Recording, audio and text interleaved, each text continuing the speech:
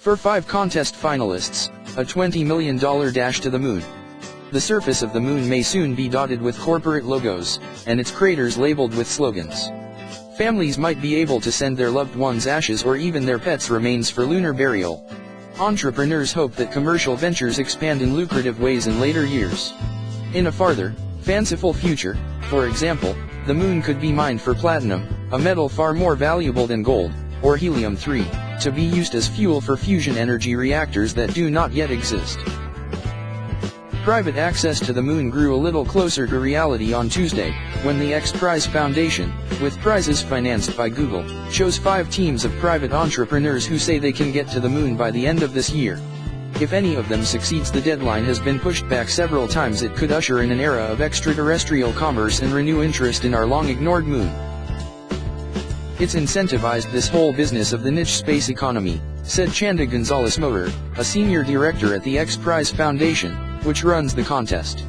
The 5 finalist teams span the globe: Moon Express in the United States, Hakuto in Japan, Space IL in Israel, Team Indus in India, and Synergy Moon, an international collaboration. The X Prize Foundation was founded by Peter H. Diamandis, an entrepreneur who wanted to use competitions to encourage technological innovation in the way that aviation prizes in the early 20th century helped transform airplanes from a dangerous avocation of barnstormers to a commonplace mode of transportation. The first X Prize award of $10 million in 2004 went to the first private spaceship that could take people 62 miles up into outer space. That led to the founding of Richard Branson's Virgin Galactic, which aims to take tourists to the edge of space for a few minutes of weightlessness. The foundation began a similar competition in 2007 to point attention to the moon. To win the top $20 million prize, a spacecraft must land on the moon, move 500 meters and send back video and photographs. The second team to accomplish the task wins $5 million. The contest also offers $5 million in bonus prizes for feats like surviving the cold lunar night and traveling more than 5,000 meters on the surface. The next 11 months are a dash to finish team designs, assemble spacecraft, and prepare for launching.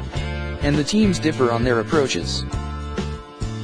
Rahul Narayan, the leader of Team Indus, said the engineers had to develop their own computer, software, power system, and other components when the initial approach of buying off-the-shelf satellite parts did not work out, increasing costs. Mr. Narayan now estimates the price tag at $70 million to $75 million. The Hakuto team, with a $10 million budget, is not building a lander at all, but hitching a ride for its rover with Team Indus. If Team Indus is the first to land on the moon, its rover and Hakuto's will race to travel the 500 meters to capture the $20 million prize. Both rovers have a top speed of about 4 inches a second. "We think that we can beat them on the moon," said Takashi Hakimata, the leader of Hakuto, pronounced Hakuto.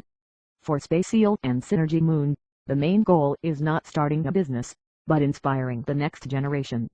"Kind of like Jacques Cousteau did with ocean exploration," said Kevin Myrick, the founder of Synergy Moon.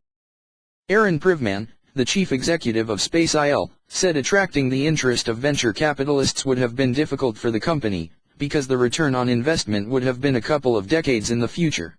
So instead of trying to be a profitable business, his team seeks to inspire children in Israel. Just like Apollo in the United States in the 60s, he said. Moon Express, based in Cape Canaveral, FLA, has followed a more conventional business path, soliciting investors. It is building a scaled-down lander to fit into a small, $5 million rocket called Electron, developed by a startup company, Rocket Lab. It will carry a reflecting mirror experiment that bounces back laser beams from Earth, the same type of experiment that Apollo astronauts left behind on the moon. The lead scientist for the experiment, Douglas Curry, a retired physicist from the University of Maryland, was a key member of the Apollo laser experiments. Space IL and Moon Express are eschewing rovers. To fulfill the 500-meter requirement, both instead intend to have their landers lift off and land again. And the companies all still face challenges. Moon Express's ride, the Electron, has yet to launch even once. It's not a blind bet, Mr. Richards said, but he conceded that it was also not a sure thing. Synergy Moon also plans to launch on an unproven rocket. Yet even some of teams that have dropped out have not given up. Two former competitors, Astrobotic Technology of Pittsburgh and part-time scientists in Berlin, are continuing with their moon plans, just not by the end of this year. Astrobotic, which now plans to launch its spacecraft in 2019, has announced partnerships with DHL, the delivery company, and signed up customers for its trips, including Elysium Space, which plans to offer the possibility of sending human remains to the moon. The X Prize is not really the core driving thing anymore, said John Thornton, Astrobotic's chief executive. Robert Boma, the leader of part-time scientists, said his team, which is backed by Audi, the car maker, had a contract to launch in mid-2018. It's too risky to try to accelerate it, he said. Its rover will have the four-ring Audi logo on the front and be called the Audi Lunar Quattro, echoing the name of one of Audi's cars.